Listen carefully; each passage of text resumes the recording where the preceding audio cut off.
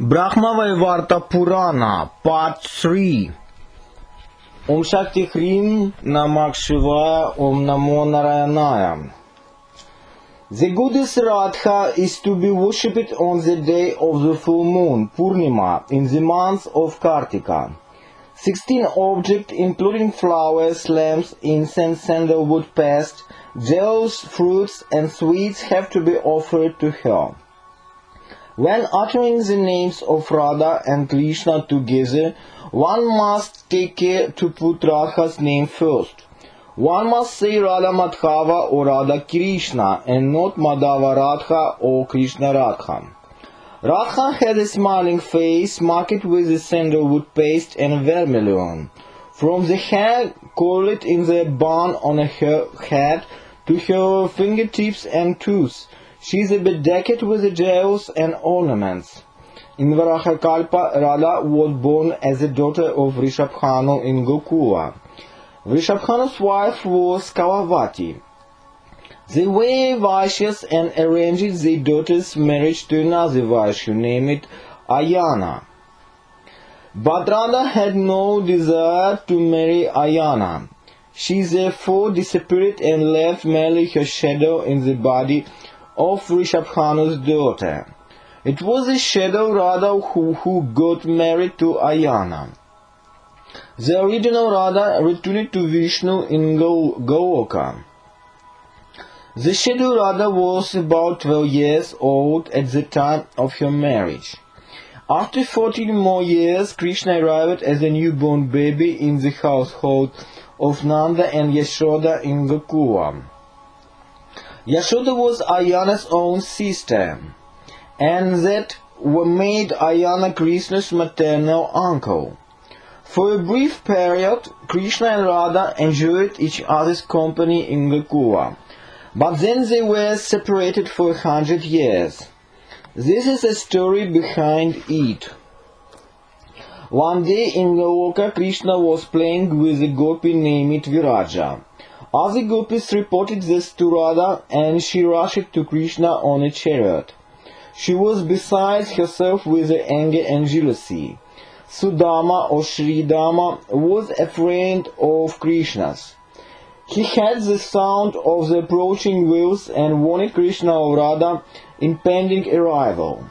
Krishna, Sudama and other gopas ran away in alarm. As for Viraja, she was so sacred of Radha she committed suicide. She became a wide river that circles Goloka.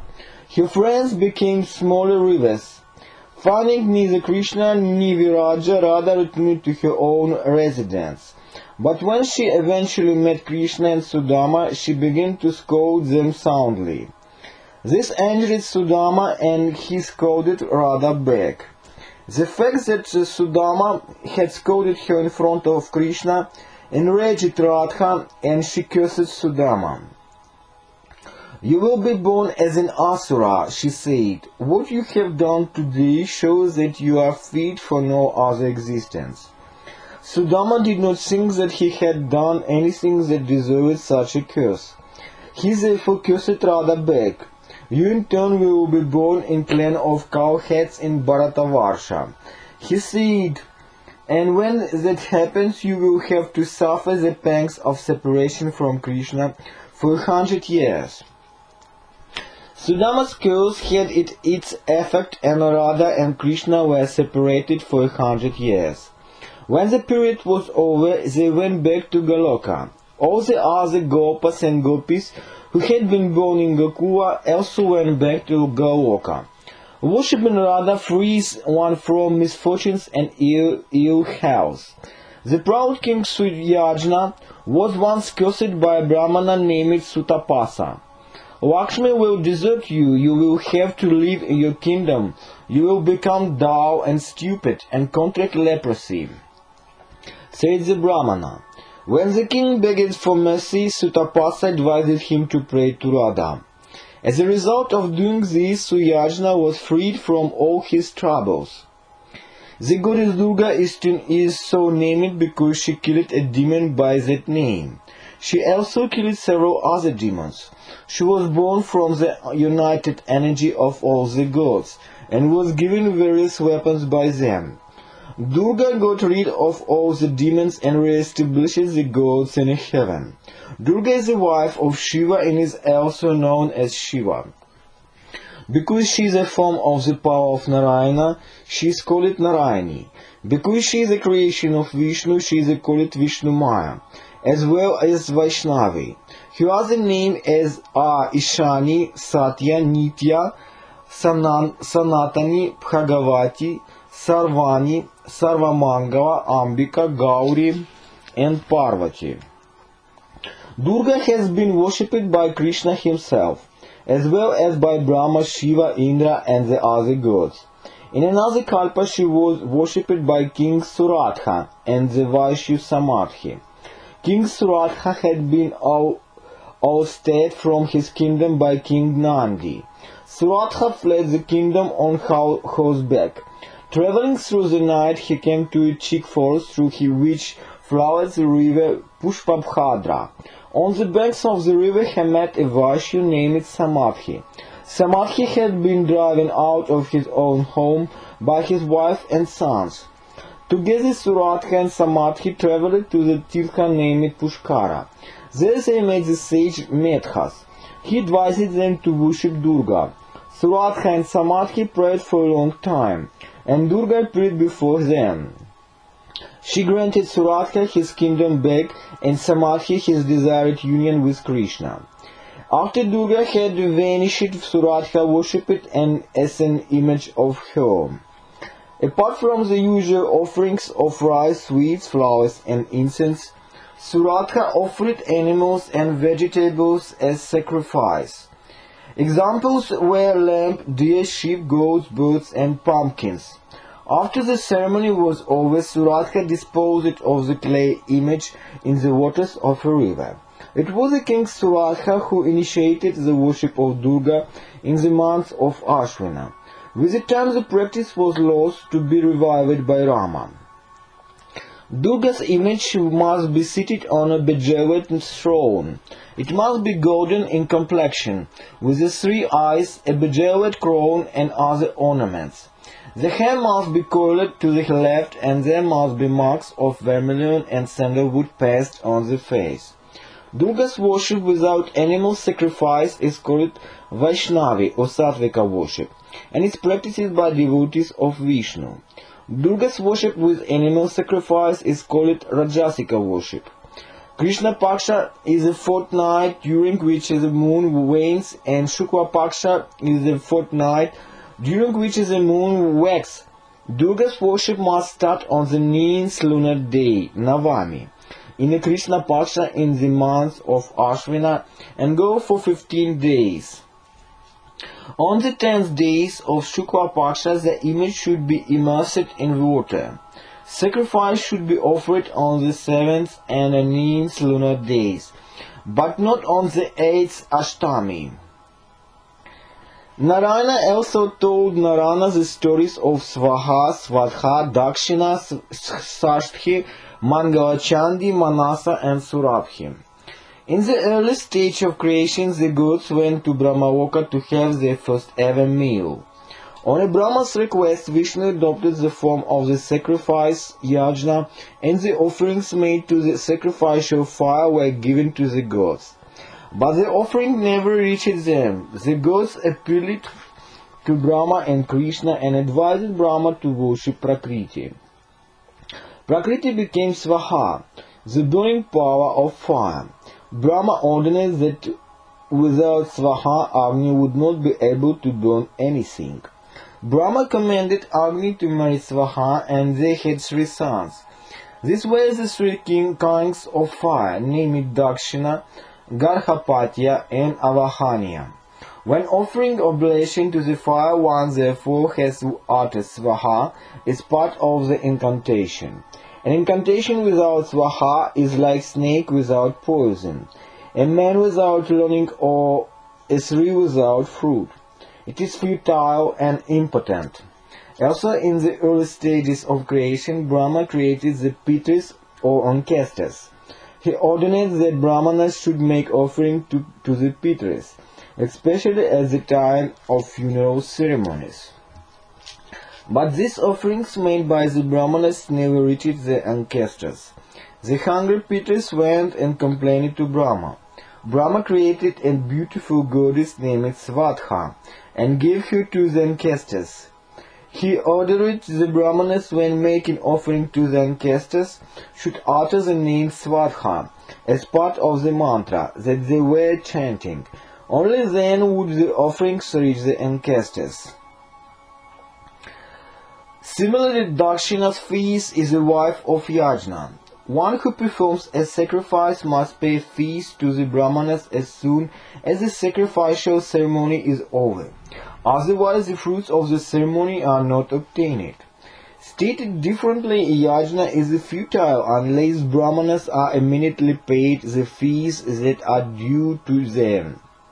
The fair and beloved goddess Shasthi is so named because she is 1/6 part Shastha of the goddess Prakriti. She is the wife of Skanda or Kartikeya, the general of the gods, and is also known as Devasena. Shasthi is a mental creation of Brahma. She is a goddess of children, grants, offspring, gives them longevity and protects them. King Priyavrata, the son of Swayambhu Manu, obtained a son after performing a difficult yajna. But the baby was born dead. The king took his son to the cremation ground and thought of killing himself in grief. But the goddess Shasthi appeared before Priyavrata. She gave new life to the baby and made Priyavrata promise that he would spread her cult throughout his kingdom. Every month, Shasthi is to be worshipped on the 6th day of the lunar fortnight. She is also to be worshipped on the 6th and the 21st day after baby birth, as well as on the other auspicious occasions. Connection with the childhood. She is to be offered the usual flowers, incense, lamps, and fruit. The fair and blue-eyed goddess Mangalachandi is a form of Durga and is the presiding deity for women. This goddess is efficient Chandi in granting people well-being, health and prosperity, Mangala. In his fight with the demon Tripurasura, Shiva got into some difficulties and started to pray to Durga. On Vishnu's instruction, Durga appeared before Shiva in her form of Mangalachandi and greatly increased Shiva's prowess. On winning the battle, Shiva worshipped Mangalachandi, and then was the first time the goddess was worshipped. The planet Mangala, Mars, the son of Vishnu, and Prithvi was the next one to worship her. Mangalachandi was then worshipped by King Mangala of the line of Manu. The first time women worshipped her on a Mangalavara, Tuesday. Men worshipped her thereafter, and her cult spread all over. She is to be worshipped on Tuesday. The word Manas means mind. The goddess Manasa is so named because she was a mental creation of sage Kashyapa. As she is very fair, she is called Jagat Gauri, the fairest in the world. She is the sister of the king of Nagas, and accordingly called Nagabhagini, sister of Naga. She reigns over snakes and is known as Nageshwari. She can draw off Harana snake poison Visha and is therefore called Vishahari. She is the mother of the sage Astika and is known as Astika Mata. Manasa obtained her powers by meditating on Krishna, but she is also a devotee of Shiva. She wears a snake as her sacred wreath and has to be offered incense, flowers and lamps. In ancient times, dwellers of the earth were very scared of snakes because there was no cure for the snake bite, and all snake bites were fatal. On a Brahma's advice, the sage Kashyapa created the goddess Manasa, who would preside over the incantation for snake bites. The goddess worshipped Shiva in Kailasa and learned the art of bringing dead people back to life. She worshipped Krishna in Pushkara and was blessed by him with the words, You will be worshipped throughout the world. Kashyapa married Manasa off to the sage Jaratkaru. One evening, an unfortunate incident happened in Pushkara. Jaratkaru was sleeping with his head on Manasa's lap. The sun was about to set. Manasa was scared that if Jaratkaru did not get up before the sun set, he would not be able to complete his evening prayers in time. That would be terrible sin equivalent to the sin of killing a Brahmana. Manasa therefore woke her husband up, but Jaratkaru was very angry at having been woken up. He said, a wife who offends her husband goes to the hell named Kumbhipaka. A wife who disturbs her husband's sleep goes to the hell named Kalasutra. Saying this, the sage deserted his wife and went off to meditate. Manasa went to Kailasa. Astika, the son of Jaratkaru, and Manasa was born there. After Astika had grown up and won Shiva's favor through her long meditation, Manasa went to live in the hermitage of the sage Kashyapa. A king Parikshit was once bitten by the snakes Takshaka. Parikshit's son Janmejaya exacted vengeance on the snake by performing a serpent sacrifice, Sarpasatra. Hundreds and thousands of snakes were burnt in the sacrificial fire. Takshaka sought refuge with Indra, and Indra began to pray to Manasa. Manasa commanded her son Astika to request Janmejaya to spare Takshaka. Astika's plea was successful. As a mark of gratitude, Indra seated Manasa on Bijaya's throne, bathed her with the water from the holy river Mandakini, and worshipped her. One who worships Manasa need not live in a fear of snakes. He is under Manasa's protection.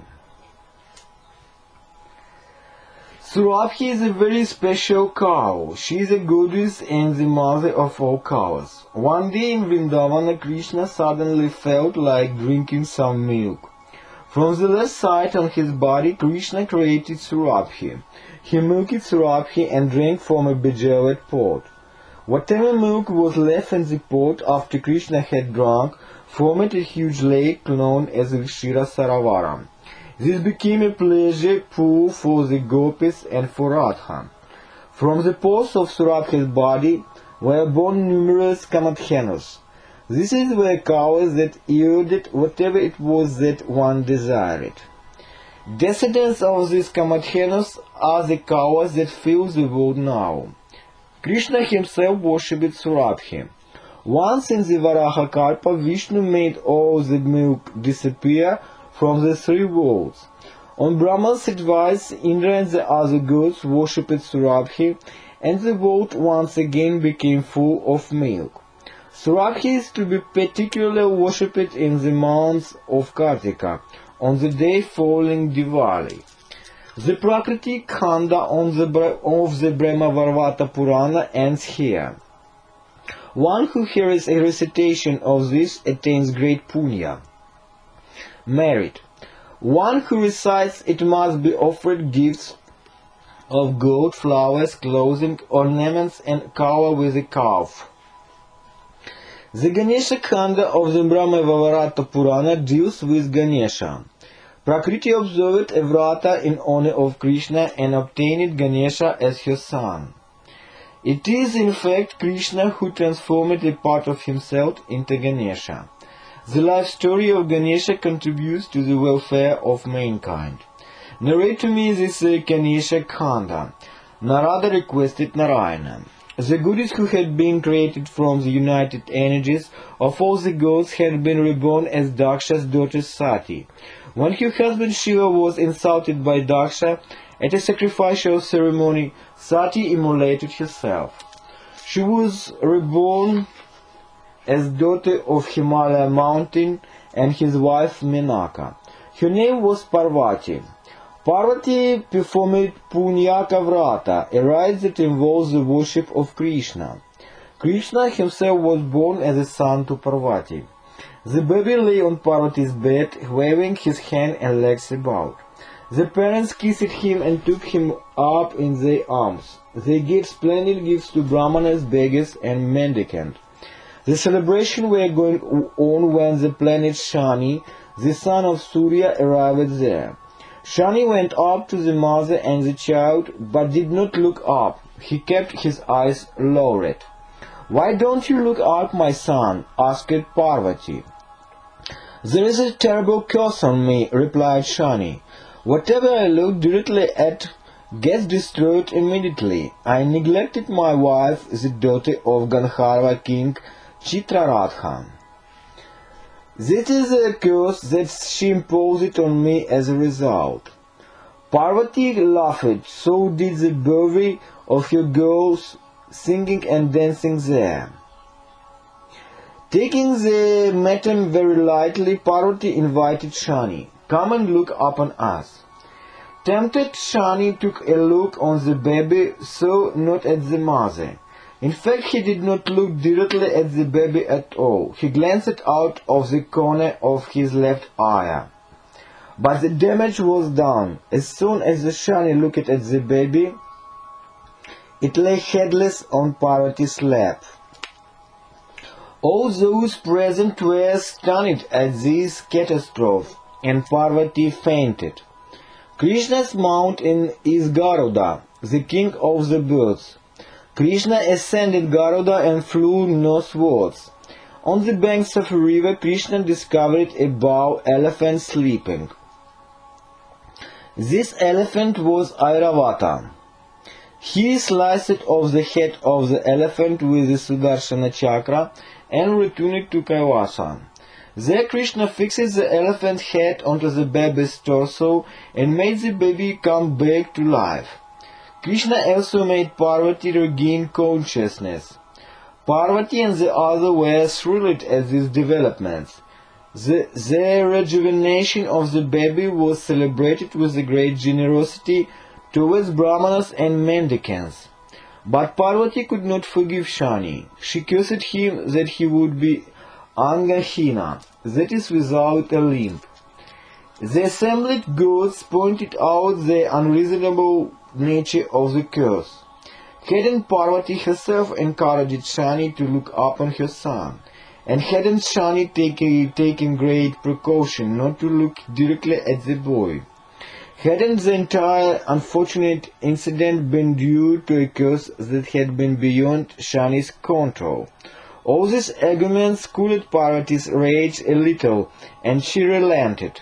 But ever since that day, Shani became a trifle lame. The boy was Ganesha. He was given various presents by the assembled gods, sages, and Gandharvas. For example, Brahmas gave him a kamandao, long-spouted water pot. Prithvi gave him a rat for a mount.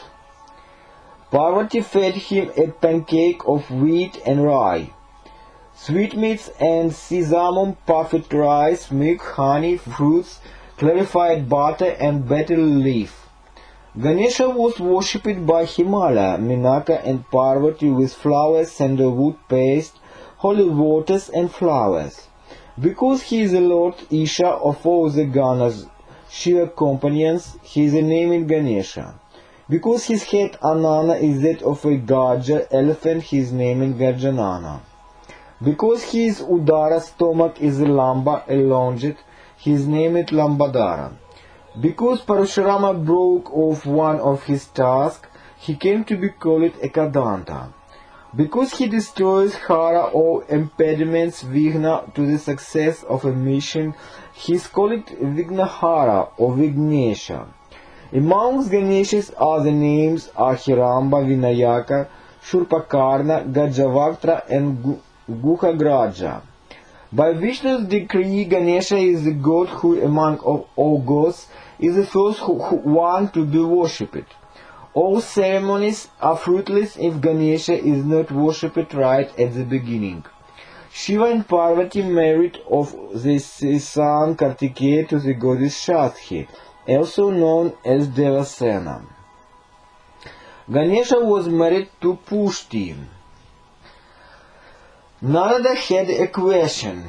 If a Ganesha is Vignahara or Vignesha, that is the one who removes all impediments, how came he to incur the impediment himself? Why did he have his head chopped off? Narayana explained it.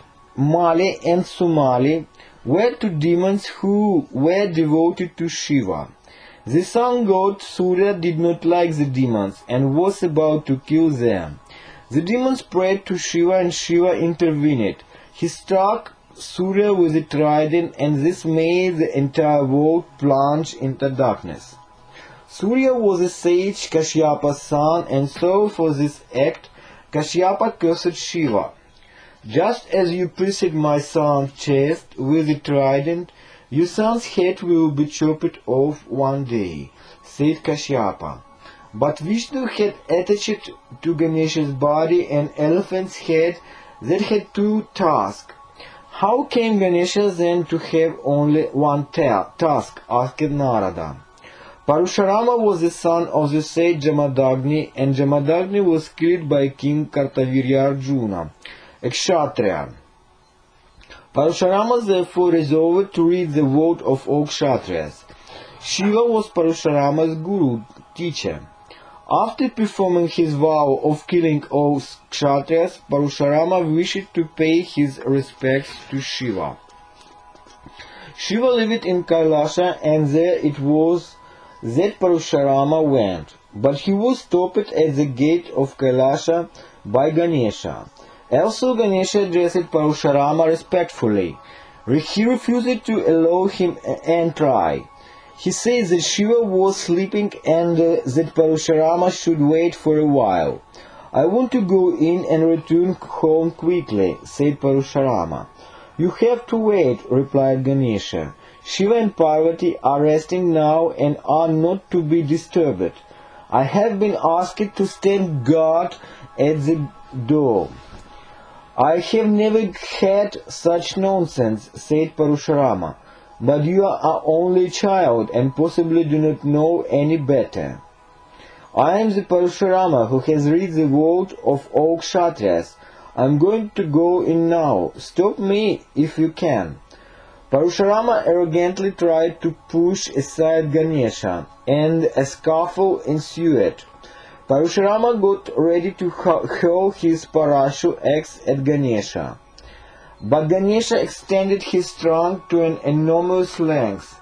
He wound the trunk around Parashurama, picked him up in the air, and then hurled him into the deep sea. Ganesha then picked Parashurama up again, hurled him around Goloka, and threw him onto the earth. Parashurama seized the opportunity to throw the Parashu and Ganesha. The Parashu axe was a wonderful weapon. It had been given to Parashurama by Shiva himself. Therefore, it could not be completely repulsed. It broke Ganesha's left tusk. The broken off part fell to the ground with a resounding thud, and Ganesha's face became red with blood. That is how he came to be Ekadanta, the single-tusked. Meanwhile, all the commotion had woken up Shiva and Parvati. Parvati drew her bleeding child close and reprimanded Parashurama. He can kill countless Parashuramas like you, she said, but because he is in perfect control of himself, he does not hurt a fly. Parashurama worshipped Ganesha with the flowers, incense and other offerings. The only offering which is not acceptable to Ganesha is a Tulasi. Why is that? Asked Narada. One evening on the bank of the Ganga, Tulasi encountered Ganesha and was attracted by his strange appearance.